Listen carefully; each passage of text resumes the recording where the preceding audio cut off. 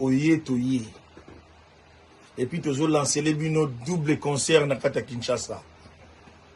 Le 29 octobre, système Yakao debout.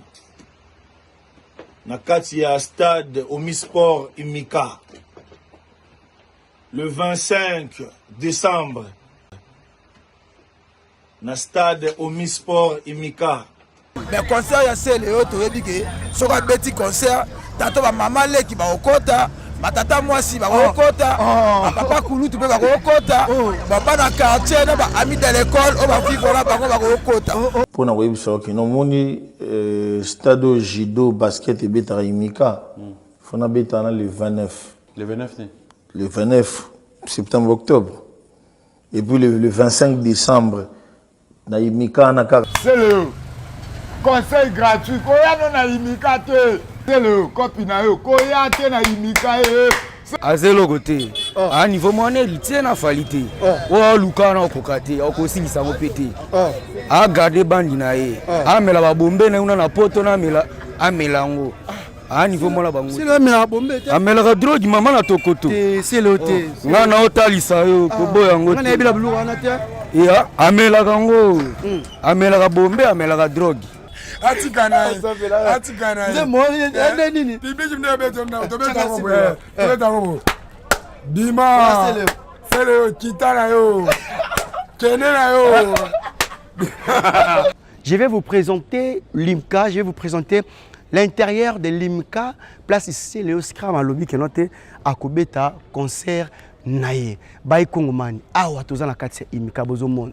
On va place tout bozomona o place ici le lobby qui est noté à Kotondisa. Boni awa tout ba tchara ba kiti place le lobby non à Kotondisa. Mona simakuna donc podium faisala awa sot kuna. C'est le lobby qui est noté à Kotondisa. Atikana. C'est moi nini. Bibi jimne beto na to beta ko boye. Beta ko. Dima. C'est le kitana yo. Kenena yo. Kodiasimo vous propose un crédit immobilier. Vous êtes du Congo ou de sa diaspora? Vous désirez devenir propriétaire en RDC et faire construire votre maison en toute quiétude? Obtenez votre crédit, puis commencez son remboursement uniquement dès la livraison de votre maison.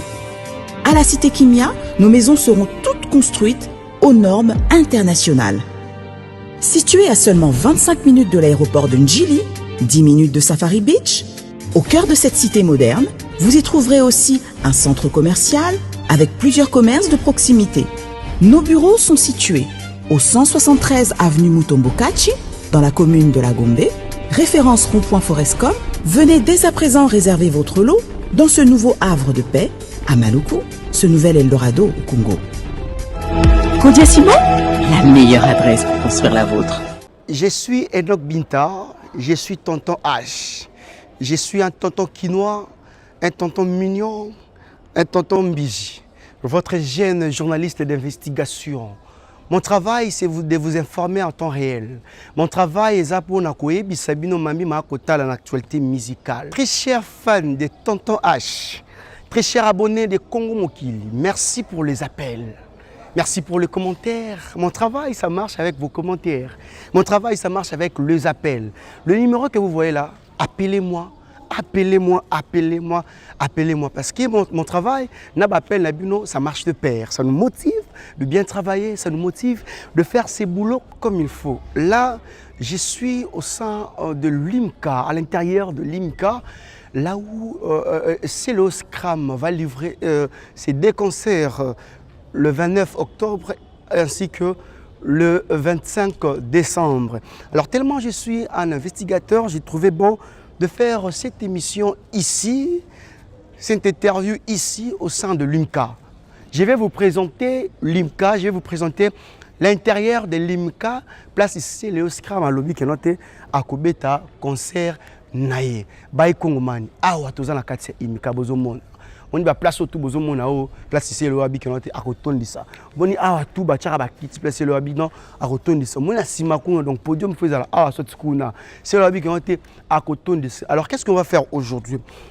na laxi bino non imika et puis tokozwa ba intervention ya ba Congomani tokozwa ba intervention ya ba obazara na tout autour ya imika bato ba yebi ndenge imika tondaka bato ba yebi c'est le scram très bien parce que c'est un musicien connu de notre pays République démocratique du Congo, pays de Fachi Beton Muka Tombolo. Alors, tokozwa bango bakopesa ba point de vue na bango bakosombi mami matali actualité musicale. Est-ce que c'est le scram?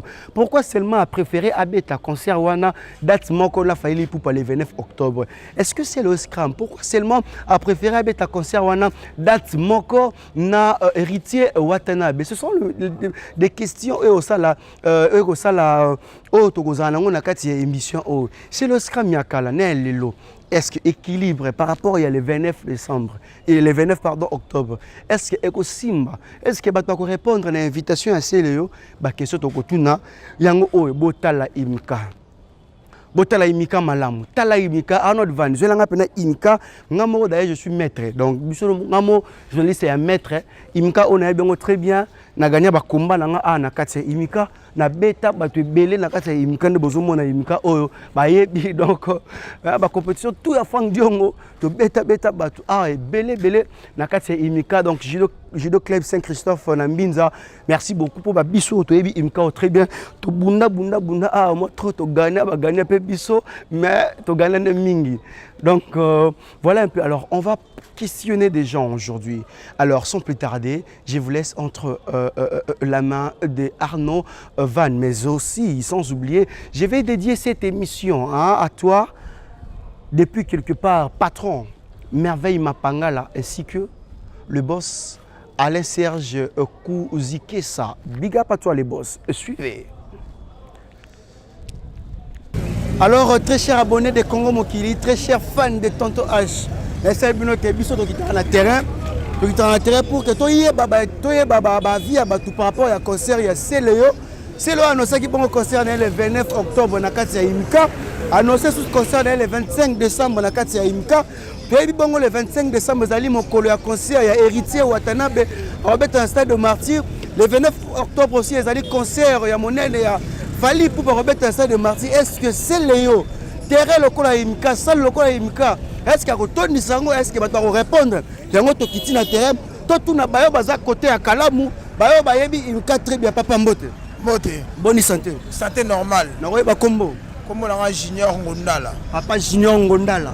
Motuna nga zali boyo zali bongo na Imika. C'est Léo annoncé qui concerne yé à Robert le 29 octobre. Ah on a kati Imika jour bongo Fali pour Robert. Impression des années. Est-ce que c'est important que tu aies toujours même date? Est-ce que c'est Léo au courant de sa Imika? Bon, c'est l'analyse nangai nane na yebeli c'est Léo na yebeli na Fali Poupa. C'est Léo a bêta déjà musique déjà bêta chanson moko déjà na Fali Poupa. To yebeli c'est Léo ebani un grand artiste dans le monde entier na Simawe Rashon. Fali Poupa pe aza grand musicien na Sima Koffi Olomide, abima na Sima Koffi Olomide bat ba yebi. Mais selon ma travail est différent. C'est Léo sur un bêta concert na Imika pour mesati. Mais concert ya c'est Léo to yebi que sur un petit concert tato ba mama leki ba okota matata mwasi ba okota papa kulutu pe ba okota baba na quartier na ba ami de l'école o ba vivre là ba okota ba sele yo ba ko mégate na ba Fali pe ba Fali ba libanga pa tonisa Imika bon zatili bana bon Imika pe da mukese la ko tonisa ngo so ba zui ba famille na ye azu pe na ba famille mwasi na ye na ba famille ba master ba ko ya mais c'est la fanatique. Ah, bien de Poutine. Ah, jamais pardon. T'es pardon pour la Fali, mais la Fali à Libanga. Pardon. Tout ça va fatiguer. T'es Céléo, t'es bien gaz à Céléo, c'est là où t'as gaz. T'es bien. À d'abord chanteur, à d'abord. Abilisa Mboka. To boyite Céléo, Abilisa Mboka. Mais là bas moto bas Fali bazanango. Na bas pression bas Fali bazanango. En tout cas Céléo, il faut que nous luka bas famille bas bokilo, bas tata mwasi, bas neveu, bas cousin, na bas collègue bas tanga la petite primaire. Na ba secondaire ba rotoni sa Imika mais sans quoi bien soit tieli ba wana a sa piaka to tika ba fati a créer besité pour ta mutu ayebani a garder dignité na ye a tira te a moi a longola ta jour wana a zira to fallait beti aya ko beta jour musu na mutu bangi sa azalite te mutu ko bangi sa azate meto ebite ta musu ba fazer pe ba oya wati eza ba fazer ba ponga bi ba oya wati ba ozaka toujours na Imika ni na rompo aponga bi na imika baluka ta moya boto la bachombo mais ah ba bi ke so ba yawa ba boto la chombo te pompia ki ça totika ba fanti message la sele rota la miso ba message la sele yo souci na ngai sele yo to yebi yo avec beaucoup de respect to yebi yo beta ba ko indiko ba makambe belé na façon to yebeli yo luka ta so fala beti lelo beta lobby totika ba black tika ba fanti nga yebi obeta ba Bikington conseil na peso gratuit en moi olinga te ko créer ba base yo ko créer ba base te poso yebana tika fali abeta journée na ye lobby yo beti concert to ça la batte aux responsables ta ki papa ma passe à coup de chapeau la pêche. Merci beaucoup père. Alors, tu continues toujours, micro dans la biso, j'avais précisé très bien, très cher abonné de Congo Mokil, très cher fan de Tonton H. Toujours battu par rapport à concert, le 2 concerts, il y a Céléona annoncé qu'il le 29 octobre, le 25 décembre, jour bongo fallait remettre le 29 et puis héritier Watana remettre le 25. Est-ce que c'est le scram? Akoko Karukton dit ça, Imka, est-ce que c'est le scram? Pourquoi seulement préféré d'Atswana le lenge morona ba ninga na ndeko mbote na koye ba kombo kombo na ngai ba benga nga lebs na ba tuminga ba benga na kombo ya Peggy ya bi Peggy alors ndeko Peggy yebisanga nanu koyoka selo ko annoncer concert na ye mokolo moko na Fally Ipupa mokolo moko mosusu na héritier Watanabe et ça là qui on ndengeni. Bon, moi en tant que mélomane, ils en ont ma bête parce que dans la démocratie, nous tous soyez bi tout le monde a déjà, par exemple, à titre d'exemple, tout le monde a déjà, papa Mbazo fêté anniversaire à carrière, mais quartier la tempe bâti libaya, à Romeo Golf. Donc, nous avons des si on va fanatique, comme à Ebi qui a autant dit ça, total est là et jour en gros. Mais tout ce que par rapport à l'actualité musicale, est-ce que c'est leur automne ça imika? Bon, ce qui est sûr, quand on appelle, pour les abonnés, la musique, on a des mélomanes. Mais ça va nous faire beaucoup de fanatiques. Donc, on soit fanatique, quel que soit un succès ou pas, on va soutenir. Parce qu'un fanatique, on doit soutenir dans les bons et dans les mauvais moments. Est-ce que les fanatiques venaient assez loin? Imka Pena. Bon, total, les gens ont balé. Sur un petit taux, c'est qu'il y a un que ça peut. Jour, on l'a fallu. Mais qui vous dit que les bâtiments sont à rapport? Je pense pas que les concerts à Fally Ipupa non les gars on a ah oui non les gars on a non il y a c'est pas dans la musique n'a été dans la démocratie n'est c'est le libre rocha libre jour n'est pas de souper va libre royauté ok n'est pas concert na royauté il a fallu royauté mais c'est le haut côté non ouais na royauté soutenir on est la police doit oui ok. Ah, merci beaucoup, Wengemen. Nasepeli. Victoire. Merci. Donc, continuez très cher abonné, Sabino, Batubazo, ça va prendre de vue par rapport à concert, il y a Celo Scram. Tozali Bongo aux alentours, il y a Imka, place Bongo Celo Scram à Kobeta, concert le 29 octobre, le 25 décembre. Alors, Sali Bongo, pourquoi? Parce que ça date, on a fallu, nous sommes pas date, on a héritier Watanabe, pour Nini. Nini. Ah, Arnold Van, tu continues.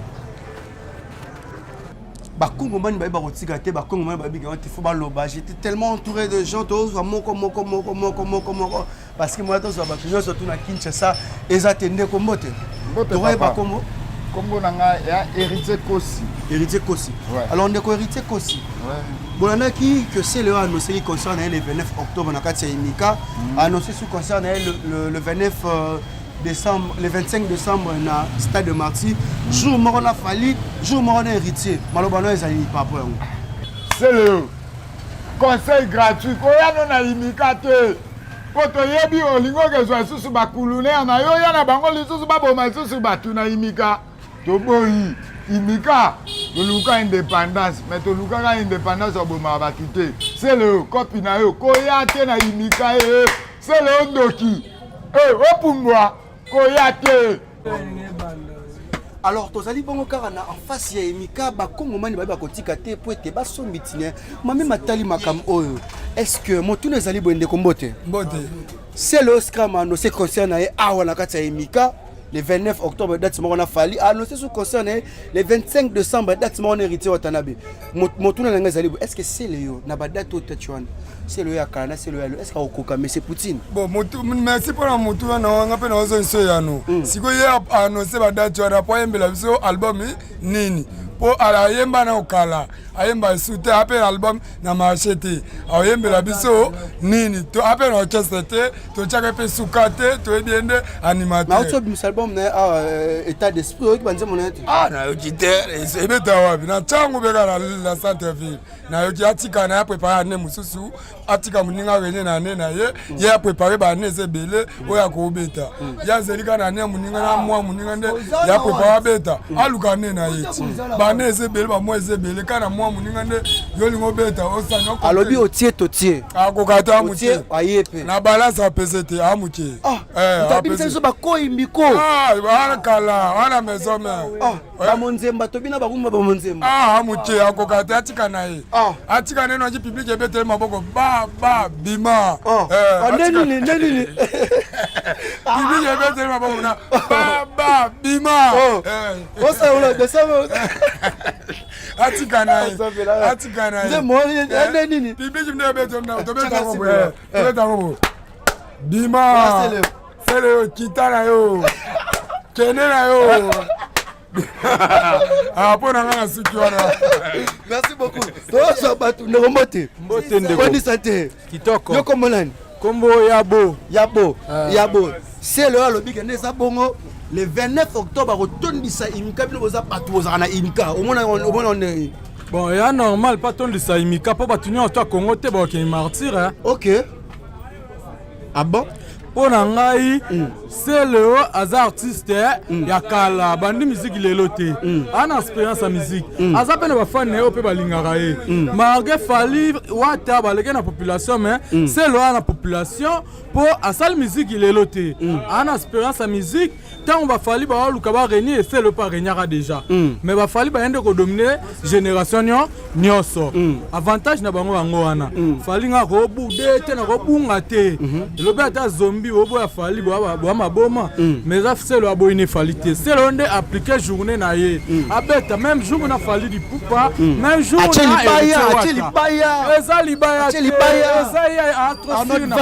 na fali pe atrosir na parcours na e wata pe atrosir na parcours na e ndetinga nakumisaka fali nakumisaka wata nakumisaka na décourageant de kumisa faire pour na mona ndé mtalalisa mais c'est le il est pas là lisa mais le col a bête à côté na zalaka na matonge na imika et ça la ga bien so na zuna nga ton qui n'est pas falité na va na passer le scram na okipe ndule ni oyoka ndule na selo yoka ndula selo na oyoka o ya bête la neti bamunzembezali bamunzembeza ezandule munzemba pe sala pe batu bien parce que bana conseil bana tie si la ga munzemba te bongo ba générique na e ana ba krina ya boka na ba maison mère ana ba krina ya boka na ba kraba na maison mère sente dodo aziki peleke se donc comme il manga senela mungwa boka ya ba cri o pe ba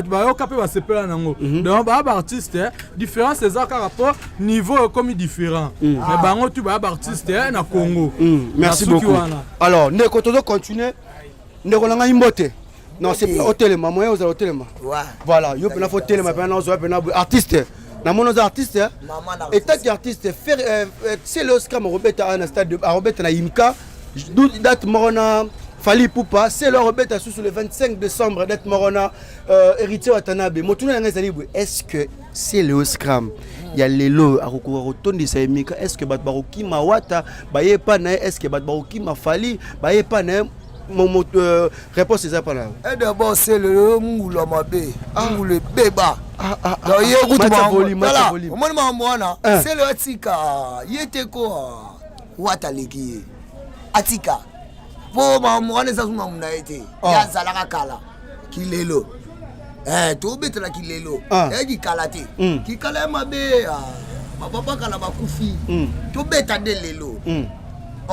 Macha mko tika basheko aloba otondisa mkao otondisa otondisa ba tutili banda yaza Poutine tunani lide otondisa ngote pesa pasi tozela la imika biso beto zalaka to fanda kawa to lalaka kioske na kengela yango na lalaka c'est na ozela ndule na tondisa na mona ke c'est leo atondisi imika fata ba fo mungulu mula mabe aya kalisute ngakuna ningakete ayaka te yolinga selo te en tout cas mpo nanga vraiment na kati sana ayaka te pembeni nanga nalingaka te tika mais zelano olinga selo te po ani nalingaka te po anini matsa miko pe aza engra na ndeni na ndenge moko boye misika abetaka ye nango kitoko te ayembaka bien te abwakaka kitoko te po vraiment ata kunga moselo alengi nga na obwaka te nga muna d'abord toyoka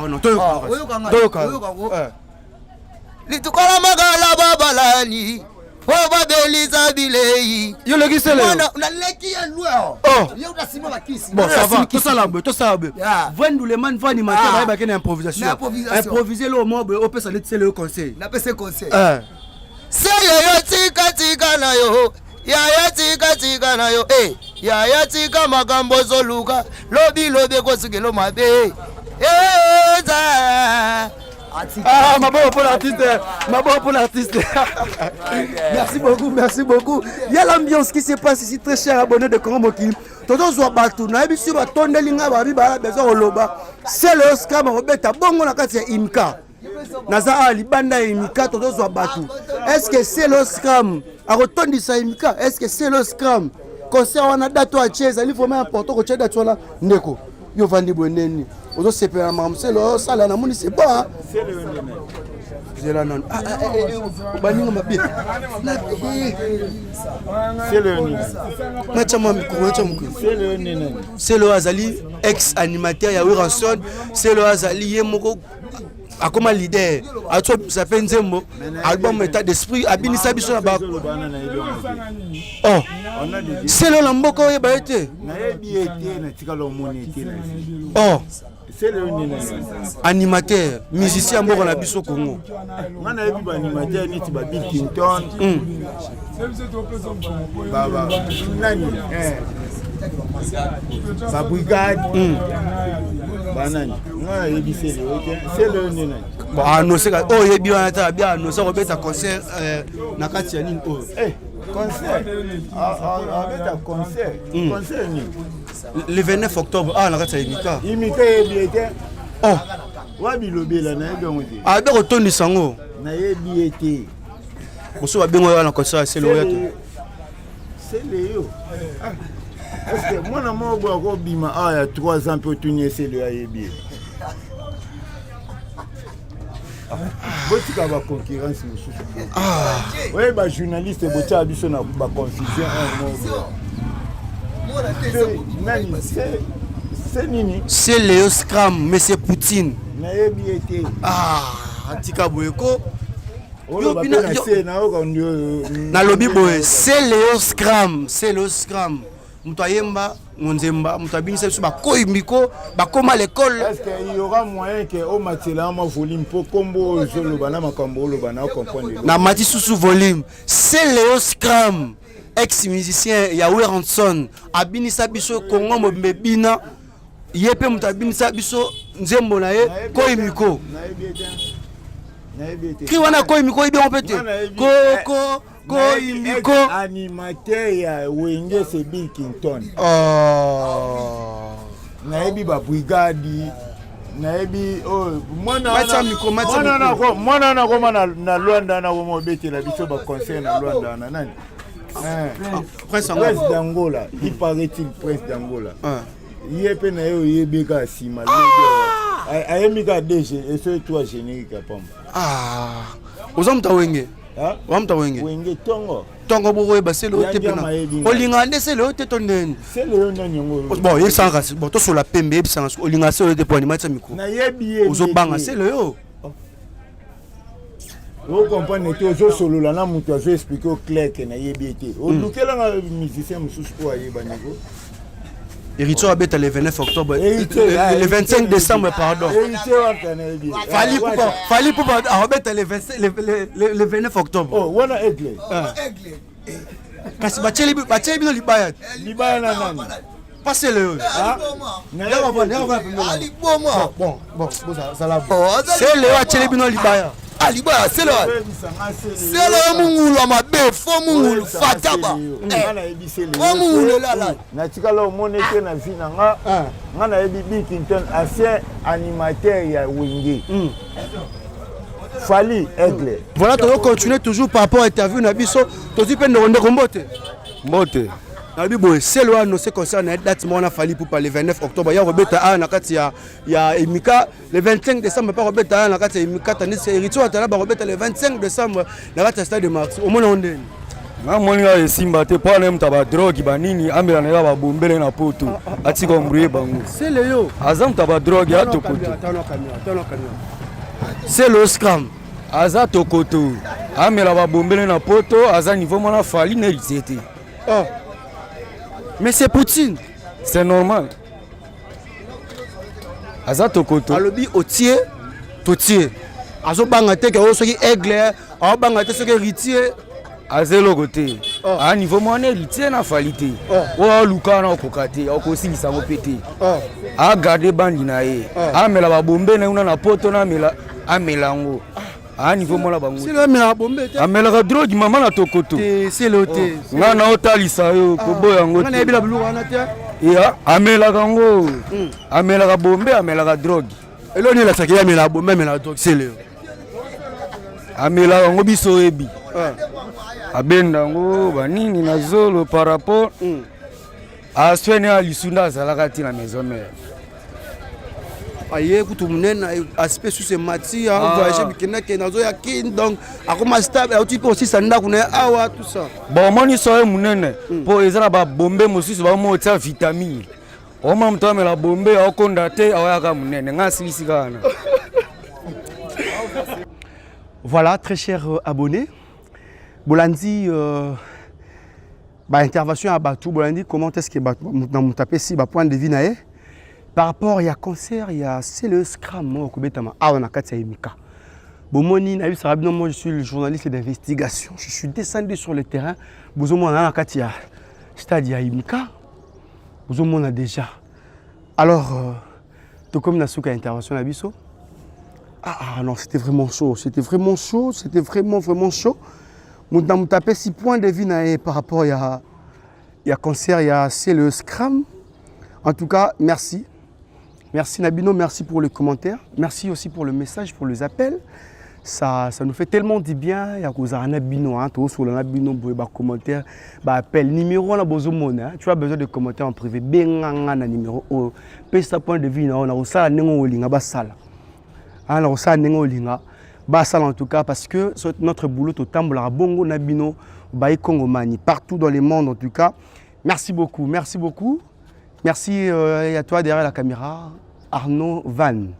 Merci beaucoup Arnaud Van et puis le boss un nouveau patron Alain Serge Kouzikessa voilà. Le boss Alain Serge Kouzikessa le boss Kouzikessa. Alain Serge Kouzikessa, patron. Merci beaucoup pour le soutien. Monsieur Alain Serge Kouzikessa, en tout cas, big up à toi. Merci. Na m'appelle. En tout cas, m'appelle et ça l'a très bien.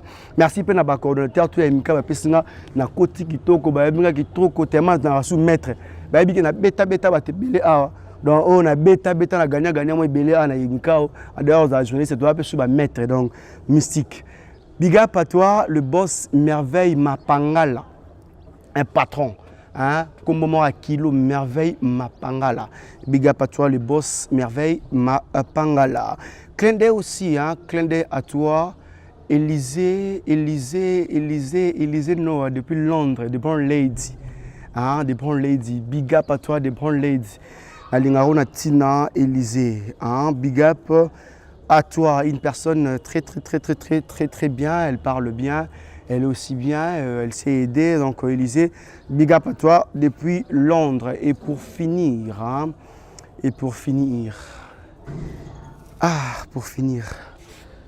dans un téléphone, pour finir, Jésus-Christ de Nazareth, merci pour le souffle de vie. Quant à moi, je vous dis une fois de plus encore, Nadete Bo Makumabolia. Toujours. Nadete Bo Makumabolia. Toujours. Big up à toi Nadete et Boma. Check, c'est pas pareil. Toujours. La maison Stellman vous propose des prestations de qualité pour vos gâteaux de mariage, anniversaire ou autres événements. La maison Hostelmac vous propose aussi des gâteaux personnalisés pour vos anniversaires ou autres. Contactez-nous au 06 63 30 36 83 ou encore au 07 81 83 15 74. Vous pouvez aussi nous contacter sur la page Facebook Hostelmac.